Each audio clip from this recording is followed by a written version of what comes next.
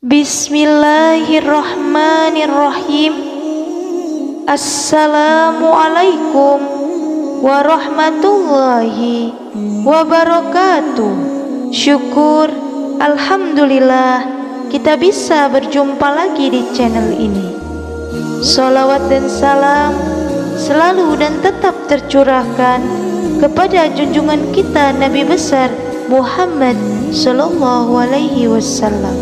Allahumma sholli ala Sayyidina Muhammad wa ala ali Sayyidina Muhammad. Harapan dan doa saya, semoga saudaraku semuanya selalu diberikan kesehatan, dilapangkan rezekinya, diampuni dosa-dosanya, dan dipanjangkan umurnya. Amin ya rabbal alamin. Sahabat cahaya surga yang dirahmati Allah, salat merupakan ibadah pokok seorang muslim. Seluruh ulama sepakat bahwa amalan yang pertama kali dihisab adalah salat. Jika baik salatnya, maka baik pula seluruh amalannya. Namun jika buruk salatnya, maka buruk pula amalannya. Untuk itu, kita perlu total dalam melaksanakan sholat agar pahala sholat menjadi sempurna, baik saat sholat wajib maupun saat sholat sunnah. Selain harus khusyuk dan menghayati bacaan sholat, kita juga wajib memperhatikan pakaian yang digunakan saat sholat. Jangan sampai kita berpakaian asal-asalan saat menghadap Allah Subhanahu wa ta'ala. Berikut 7 kesalahan memakai pakaian saat sholat yang perlu dihindari seorang muslim. Yang pertama, busana yang penuh gambar. Dari Aisyah radhiyallahu anhu, ia berkata, Rasulullah sallallahu alaihi wasallam mengerjakan sholat dengan mengenakan khamisah, jenis baju yang terbuat dari bulu yang ada gambarnya.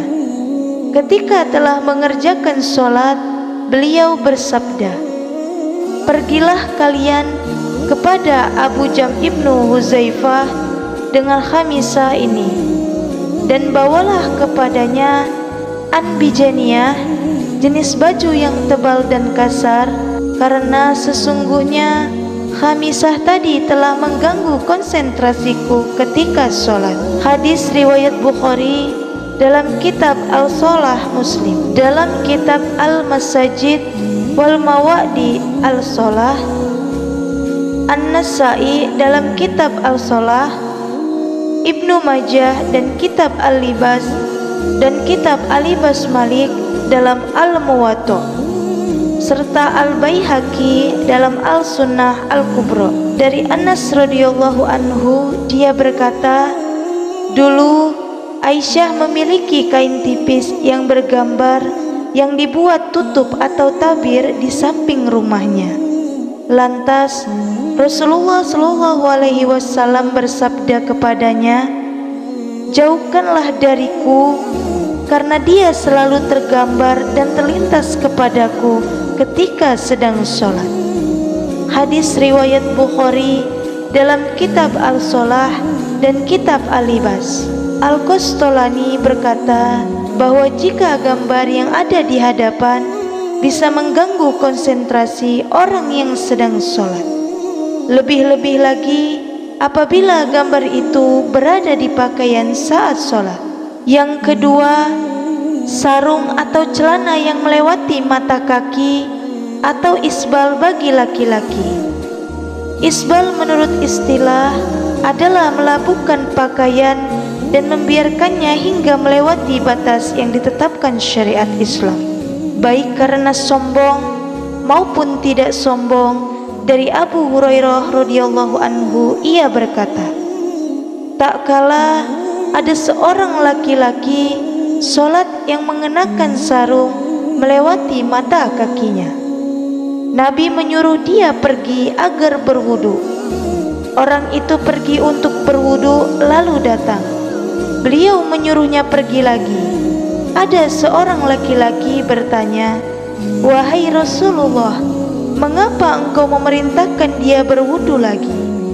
Beliau berpaling lalu berkata, "Orang itu sholat, tetapi sarungnya menutupi mata kakinya. Sesungguhnya Allah tidak menerima sholat seorang laki-laki isbal atau sarung atau celananya menutupi mata kaki." Hadis riwayat Abu Daud dalam Kitabul Libas, Imam Ahmad dan Nasa'i.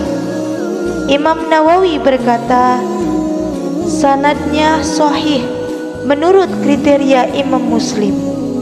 Adapun mengenai sholat dalam keadaan demikian, maka para ulama telah berbeda pendapat dalam hal ini. Ada yang menganggap sholatnya tidak sah, dan ada pula yang menganggap sholatnya sah. Namun ada sebuah hadis sahih yang berasal dari Ibnu Mas'ud yang selayaknya diketahui oleh mereka yang sholat dalam keadaan seperti ini agar mereka lebih berhati-hati. Yang ketiga, sholat pakai sepotong baju. Allah Subhanahu wa ta'ala berfirman dalam surah Al-A'raf ayat 31, "Hai anak Adam, pakailah pakaianmu yang indah di setiap memasuki masjid." Yang dimaksud kata al-masjid dalam ayat ini adalah sholat. Dari Abu Hurairah radhiyallahu anhu, ia berkata, seorang laki-laki berdiri menghadap Nabi sallallahu alaihi wasallam. Lantas dia bertanya kepada beliau mengenai sholat dengan hanya mengenakan satu potong baju. Rasulullah sallallahu alaihi wasallam bersabda, "Apakah berat untuk masing-masing kalian mencari 2 potong busana?" Hadis riwayat Bukhari. Ibnu Abdul Bar berkata dalam kitab Al-Tahmid, sesungguhnya para ulama ahli ilmu merasa malu untuk memakai sepotong busana saja. Ketika melakukan sholat, mereka selalu merias diri dengan cara memakai baju terbaik yang mereka miliki, memakai parfum, dan menggunakan siwak. Lalu yang keempat, kemeja atau pakaian pendek sehingga tersingkap pada waktu sholat. Di samping memakai celana yang ketat, tidak sedikit dari kaum pria saat ini yang juga mengenakan kemeja atau kemeja pendek ketika sholat. Pada saat ruku atau sujud, kemeja yang semula menutup celana terangkat ke atas karena terlalu pendek. Pada waktu itulah punggung dan sebagian anggota auratnya terlihat. Jika demikian, aurat yang semula tertutup menjadi terbuka, sedangkan dia sedang ruku atau sujud, bersimpu di hadapan Allah Subhanahu wa ta'ala. Yang kelima, menyingsingkan lengan baju dan mengikat rambut. Di antara kesalahan-kesalahan yang diperbuat ketika sholat adalah menyisingkan lengan baju ketika akan mulai sholat.